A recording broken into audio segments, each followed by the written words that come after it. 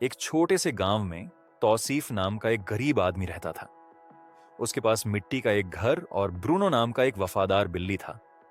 हर सुबह वह अपनी थकी हुई टांगों के साथ जंगल की ओर निकल जाता। घंटों पेड़ों की टहनियाओं काटता, उन्हें गठरी में बांधता और बाजार में मामूली दामों में बेचकर वह मुश्किल से एक वक्त की रोटी और थोड़े से खजूर खरीद पाता। तौसीफ की पत्नी शाहिस्ता खूबसूरत तो थी, पर उसकी जुबान तलवार जैसी तेज। वह गरीबी से तंग आ चुकी थी और वह अपने पति को एक नाकारा बदकिस्मत आदमी समझती थी। वह हर वक्त ताने देती, उसे नीचा दिखाती।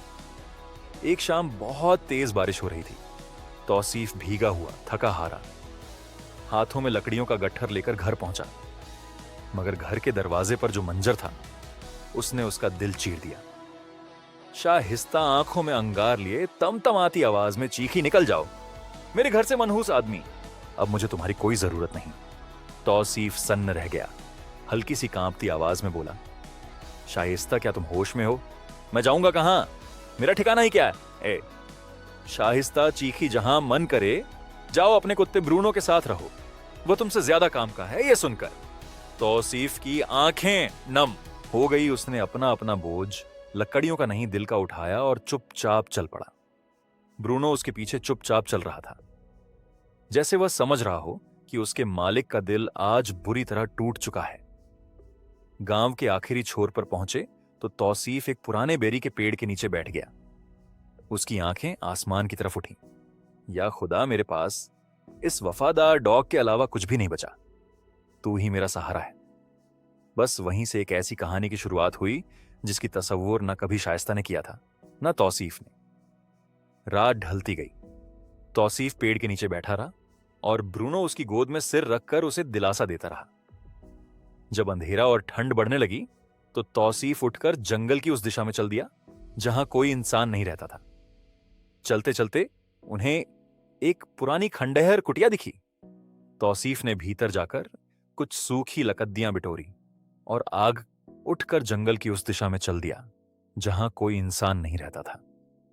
चलते चलते उन्हें एक पुरानी खंडहर कुटिया दिखी। तौसीफ ने भीतर जाकर जमीन ढंसी हुई थी, मानो सालों पहले किसी ने कुछ दबाकर छुपाया हो। दोनों ने मिलकर खोदना शुरू किया। कुछ ही देर में उनके हाथ किसी कड़ी लकड़ी जैसी चीज से टकराए। या अल्लाह, तौसीफ के होंठ कांपे। ये तो किसी संदूक का ढक्कन लगता है। कुछ और मिट्टी हटाने पर एक पुराना लोहे की पट्टियों से बंधा हुआ संदूक नजर आया। जोरदार वार किया तो ताला टूट गया। तौसीफ ने संदूक का ढक्कन उठाया और अगले ही पल उसकी आंखें चमक उठी। संदूक सोने के सिक्कों, कीमती अशर्फियों, भारी हारों और पुराने जमाने के बेशकीमती गहनों से भरा हुआ था। उसके होंठ कांप गए। क्या यह सपना है या खुदा ने मेरी पुकार सुन ली? वह घुटनों के बल बैठ गया, आंखों में आंसू भर आए। उसी रात से किस्मत का रुख बदल गया। तौसीफ जो कुछ नहीं था, अब इतना आमिर बन चुका था कि दुनिया उसे सलाम करे। अगली सुबह सूरज की पहली किरणों के साथ ही तौसीफ जाग उठा। रात भर की बेचैनी अब भी उसकी आंखों में बाकी थी। उसने उस चमचमाते खजाने को ध्यान से देखा, फिर गहरी सांस लेकर बोला, इस दौलत को जितना छिपा कर रखूं उतना बेहतर है। दुनिया की नजरें नफरत भी लाती और लूट भी। उसने संदूक को वैसा ही बंद किया, मिट्टी से ढक दिया और बस थोड़े से दरहम अपनी जेब में रखकर बाजार की ओर निकल पड़ा। गांव का छोटा सा बाजार आज पहले से कहीं ज्यादा रौनकदार लग रहा था। ठेले वालों की आवाजें, मसालों की खुशबू और लोगों की चहल पहल।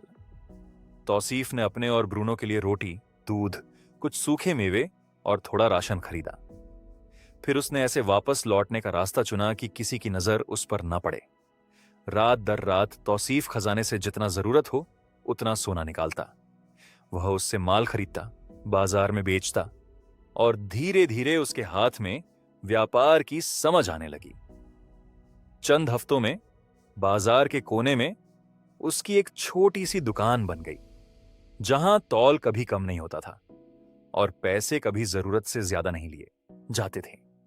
लोग उससे सामान नहीं एतबार खरीदते थे। उसकी मुस्कुराहट, मीठे लहजे और खालिस नीयत ने दिल जीत लिए। देखते ही देखते गांव के बच्चे, बूढ़े, औरतें सभी कहते फिरते, वह आदमी जो कुटिया में रहता है, उसकी दुकान में बरकत है। उसकी शक्ल पर अब पहले वाली थकान नहीं, बल्कि एक अजीब सी रोशनी थी, जैसे किसी ने उसे टूट कर दुआ दी हो। लेकिन तौसीफ अभी भी उसी पुरानी खंडहर कुटिया में रहता था। रात होने पर वह ब्रूनो के साथ बैठकर मुस्कुराता और कहता, मेरे दोस्त, किसी को ये पता नहीं कि गांव का सबसे अमीर आदमी मिट्टी की कुटिया में एक डॉग साथ रोटी बांटकर खाता है। दौलत अगर दिल में उतर जाए तो आदमी बेकदर हो जाता है, और मैं ऐसा नहीं बनूंगा। दिन बीतते गए। ईमानदारी ने तौसीफ को ऊपर उठाया और बरकत ने उसके घर की दहलीज पहचान ली। कुछ लोग उसकी तारीफ करते, कुछ जलते, मगर सब उसकी तरक्की पर हैरान थे। और इन सब के बीच कहीं दूर एक औरत हर रात उसे देखती थी। शाहिस्ता वही औरत जिसने उसे घर से निकाला था। अब ताल्लुकात टूट चुके थे, तलाक उसके हाथ में था, और पछतावा उसकी आंखों में जलता अंगारा बन चुका था। वह औरतों से पूछती, क्या यह वही तौसीफ है जो लकड़ियां बेचता था? और जवाब मिलता, हाँ, हालात बदलने वाले खुदा को सलाम, अब वह ताजगी से भरा ईमानदार व्यापारी है। शाहिस्ता के दिल में हर रात एक सन्नाटा उतरता, काश मैंने उसे पहचाना होता। एक रात जब तौसीफ दुआएं पढ़ चुका था और पुरानी किताब के पन्नों में खोया हुआ था, अचानक दरवाजे पर दस्तक हुई। ब्रूनो फौरन सतर्क हो गया। तौसीफ ने दरवाजा खोला। बाहर शाहिस्ता खड़ी थी, चेहरा मुरझाया हुआ, आंखें पछतावे से भरी हुई। उसने धीमी आवाज में कहा, सलाम वालेकुम। तौसीफ ने उसके चेहरे को गौर से देखा। वहां ना घमंड था, ना ताना, सिर्फ टूटन। वालेकुम अस्सलाम, इस वक्त यहां क्यों आई हो? शाइस्ता कांपती आवाज में बोली, माफी मांगने मैंने तुम्हें नहीं समझा। मैंने जो किया वह जुल्म था। तौसीफ ने उसे अंदर आने का मन बनाया, मगर उसकी आंखों में वह चुभन अब भी बाकी थी। उसने कहा, दिल माफ कर भी दे तो जख्म निशान छोड़ जाता है। वक्त बताता है कि कौन अपना था और कौन आजमाइश। ब्रूनो अपनी वफादार फितरत के साथ शाहिस्ता को शक की नजरों से घूर रहा था। शाहिस्ता कुछ देर खड़ी रही, फिर बिना कुछ और कहे लौट गई। अगले दिन तौसीफ बाहर आया तो हैरान रह गया। शाहिस्ता कुटिया के सामने झाड़ू लगा रही थी, सामान सहेज रही थी, जैसे अपने अतीत को साफ कर रही हो। तौसीफ ने पूछा, मैंने तुमसे कुछ नहीं कहा, तुम ये सब क्यों कर रही हो? उसने सिर उठाया, आंखों में सच्चाई थी, क्योंकि अब समझ आया है, इंसान की कीमत दौलत से नहीं दिल से होती है। और मैंने तुम्हें तब खो दिया जब तुम मेरे सबसे करीब थे। तौसीफ उस वक्त गहरी खामोशी में था। शाहिस्ता के शब्द उसके कानों में पड़े, मगर दिल में जगह ना बना सके। कुछ पल बाद उसने धीरे से कहा, किसी आदमी की कीमत उसके सिक्कों में नहीं होती, उसके किरदार में होती है। अगर तुमने मेरी कीमत उस वक्त समझी होती जब मैं लकड़ियां ढोता था, तो तुम मुझे रात के अंधेरे में घर से धक्का देकर बाहर ना निकालती। शाइस्ता की आंखें भर आई, आवाज कांप गई। मैं अंधी होकर दौलत के पीछे भागी। दुनिया की चमक दमक ने मेरे दिल को सख्त कर दिया। आज मैं अपनी करने की सजा भुगत रही हूं। क्या क्या मेरे लिए एक और मौका है?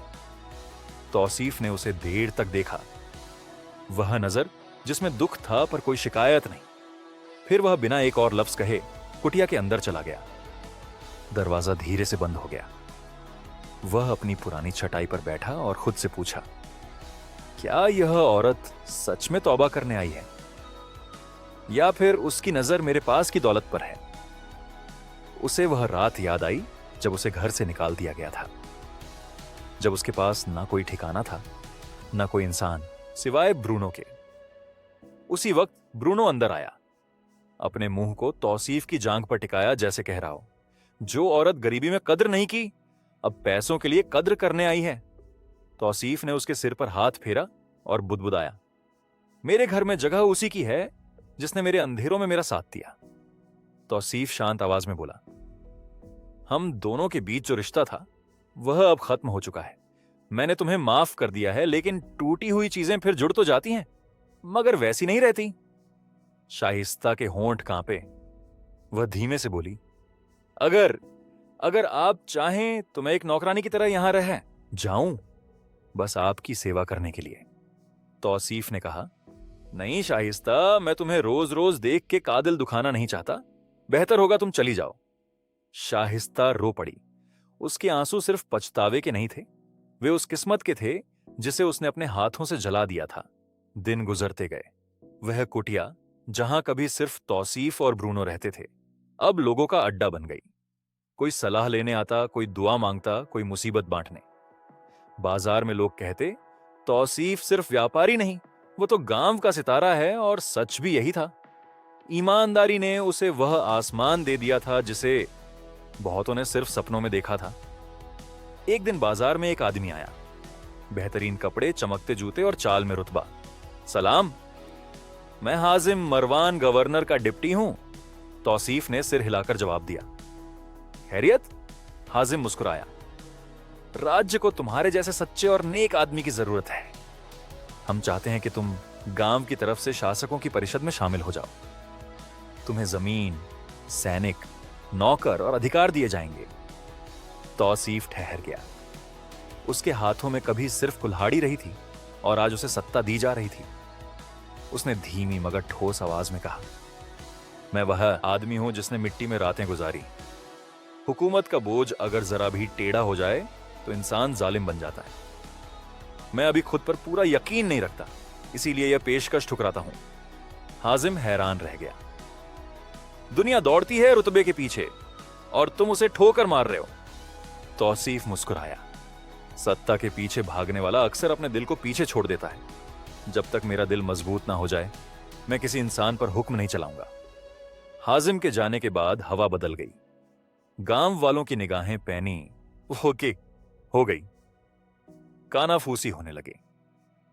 यह वही आदमी है जिसे कभी उसकी बीवी ने निकाल दिया था, जो टूटे दरवाजे वाली कुटिया में सोया करता था। आज यह सबसे अमीर कैसे बन गया। और यहीं से असली इम्तिहान शुरू हुआ। दौलत कमाना मुश्किल नहीं, दौलत को दिल से दूर रखना असली हिम्मत है। बाजार की चहल पहल में एक आदमी था, जुद्दा बातूनी, चालाक और अंदर से जलन से भरा हुआ। वह रुई और मसालों की दुकान चलाता था, और तौसीफ की बढ़ती इज्जत और दौलत उसे कांटे की तरह चुभती थी। एक दिन उसने अपने दोस्तों से कहा, कसम से इस आदमी के अमीर होने में कुछ तो गड़बड़ है। मैंने खुद उसे एक रात गांव के पश्चिमी छोर पर एक पुरानी दीवार के पास खुदाई करते देखा है। लोगों की आंखें सिकुड़ गईं। संदेह की ठंडी हवा बाजार में फैलने लगी। जुदान ने आग में और तेल डालते हुए कहा, उसे खजाना मिला है। हां, जमीन के नीचे दफन खजाना। तभी तो वह रातों रात अमीर बन गया। कुछ ही दिनों में यह अफवाह गांव के सबसे खतरनाक आदमी अजीत तक पहुंच गई। चालाक धोखेबाज, जो पहले डकैत था और अब अपने आप को जासूस व्यापारी बताता था। अजीत ने मन ही मन मुस्कुराया। यह खजाना मैं किसी और को नहीं लेने दूंगा। अगर मुझे अपनी जान भी जोखिम में डालनी पड़ी तो भी यह मेरा होगा। एक शांत काली रात में अजीत चोरी चुपके तौसीफ की कुटिया के पास पहुंचा। वह झाड़ियों में छिपकर कुटिया के अंदर झांकने लगा। अंदर तौसीफ चटाई पर बैठा हुआ था।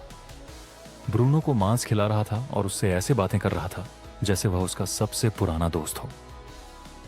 अजीत ने दांत भीते हुए कहा, ऐसा आदमी तो दिमाग से कमाता नहीं, नसीब से ही कुछ बड़ा हाथ लगा है। मैं इस खजाने को ढूंढ कर रहूंगा, चाहे अपने नाखूनों से जमीन खोदनी पड़े। अगले दिन अजीत ने अपने आदमियों को व्यापार का बहाना बनाकर तौसीफ के करीब भेजा। वह लोग सब देखते, सब सुनते, मगर तौसीफ की सादगी और मुस्कुराहट उन्हें कोई राज नहीं बताती। तौसीफ उनकी सोच से कहीं ज्यादा समझदार था। संदेह बढ़ा तो अजीत ने नई चाल चली। उसने कासिम नाम के आदमी को तौसीफ के पास दोस्ती का नाटक करके भेजा। कासिम ने दावा किया कि वह एक बड़ा निवेशक है और नया बाजार बनाना चाहता है।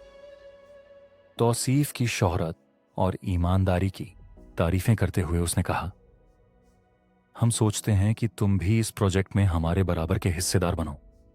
कुएं के पास की जमीन खरीदकर हम एक बड़ा बाजार बनाएंगे।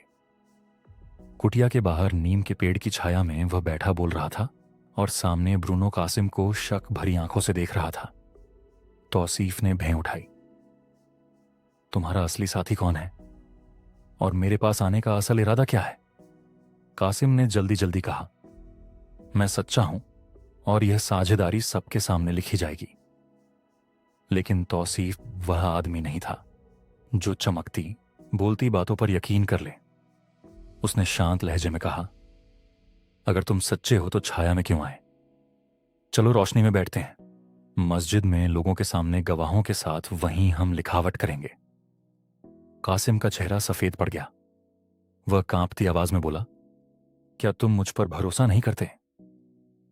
तौसीफ ने हल्की मुस्कान दी, मैं अल्लाह पर भरोसा करता हूं और तुम रोशनी की तरह हो। दूर से अच्छे लगते हो, पास आने पर असलियत पता चलती है। उसने ताली बजाई। ब्रूनो तुरंत आकर उसके बगल में बैठ गया और कासिम को ऐसी नजरों से देखा जैसे वह कह रहा हो, यहां चालें नहीं चलेंगी।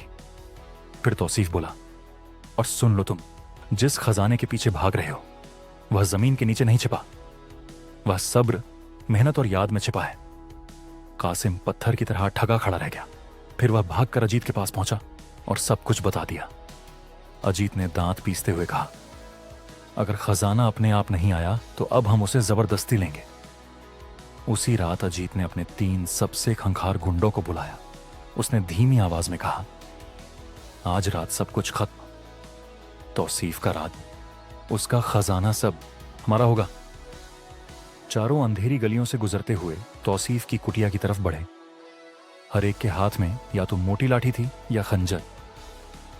अजीत ने खिड़की की ओर इशारा किया, हम यहीं से अंदर जाएंगे। लालू दरवाजा बंद कर देना और सालिम खिड़की की राह बंद कर देना ताकि वह ना भाग सके। जैसे ही वे खिड़की के पास पहुंचे, अचानक ब्रूनो ने ऐसी दहाड़ लगाई कि सब डर गए। वह किसी बिजली की कौंध की तरह लालू पर झपटा और दांत उसकी बाह में गड़ा दिए। लालू की चीख हवा में कांप उठी और उसका खंजर जमीन पर गिरकर चमकता रह गया। शोर से तौसीफ की आंख खुली। वह लाठी पकड़कर कुटिया से बाहर आया। अंधेरी रात में उसने अजीत भागते देखा। तौसीफ ने गुस्से और हिम्मत से भरी आवाज में चिल्लाकर कहा, एर्रो, खजाना ढूंढते हो? ये रहा मेरी मेहनत में, मेरे सब्र में, मेरी इज्जत में। ब्रूनो दूर अंधेरे में दौड़ता रहा। उसकी भौंक गांव भर में गूंज उठी। लोग दौड़कर बाहर आए और सारी दास्तान उनकी आंखों के सामने खुल गई। सुबह कचहरी के लोग, मुखिया और गांव के बुजुर्ग इकट्ठा हुए। लालू, जिसका हाथ बुरी तरह घायल था, सच छुपा ना पाया। उसने सब बता दिया। एक बुजुर्ग ने तौसीफ की ओर देखकर कहा, हमने ऐसा वफादार बिल्ली कभी नहीं देखा, लेकिन उससे भी ज्यादा वफादार तुम निकले। अपने दिल और अपनी जमीन के लिए दूसरा बोला। तुमने खजाना मिट्टी से नहीं, अपनी मेहनत से निकाला है। अब तुम्हारी कहानी लोग अपने बच्चों को सुनाएंगे। फिर मुखिया ने ऊंची आवाज में ऐलान किया, अजीत को गांव से निकाल दिया जाए और जिस जमीन पर वह नजर रखता था वह जमीन तौसीफ को उपहार में दी जाती है। यह फैसला रिकॉर्ड में लिखा जाएगा। उस एक दिन में तौसीफ ने जमीन भी जीती, गांव वालों का भरोसा भी और दिल भी। और ब्रूनो अब वह सिर्फ एक कुत्ता नहीं बल्कि वफादारी की मिसाल बन गया। तौसीफ ने अपनी मिली हुई जमीन के किनारे छोटा सा बाजार लगाया। उसकी रोजी बढ़ती गई और नाम दूर तक फैलता चला गया। एक सुबह धीरे कदम रखते हुए उसकी पूर्व पत्नी शायस्ता वापस आई। चेहरे पर शर्म, आंखों में हिचकिचाहट। उसने धीमी आवाज में कहा, ऐ तौसीफ, मैं मानती हूं कि मैंने तुम्हारे साथ गलत किया। जिस दिन मैंने तुम्हें घर से निकाला था, मुझे नहीं पता था कि मैं अपनी ही जिंदगी की रोशनी बुझा रही हूं। तौसीफ कुछ पल चुप रहा। फिर उसने नरमी से कहा, शाहिस्ता, गरीबी इंसान का दिल तोड़ देती है, लालच उसे अजनबी बना देता है, लेकिन इंसान सीखता है, माफ करता है और फिर आगे बढ़ता है। झुकाकर कहा, कसम से मैं उसी तौसीफ के लिए आई हूं जिसकी कीमत मैं समझ ना पाई। तुमने मुझे सिखाया कि आदमी की कीमत उसके कपड़ों में नहीं, उसके दिल में होती है। तौसीफ ने उसका हाथ थाम लिया। तो चलो नई शुरुआत करते हैं। कुटिया छोटी होगी पर 2 सच्चे दिल हो तो वह महल बन जाती है। और उसी वक्त ब्रूनो दोनों के चारों तरफ उछलने कूदने लगा, जैसे वह भी उनकी नई जिंदगी को अपनी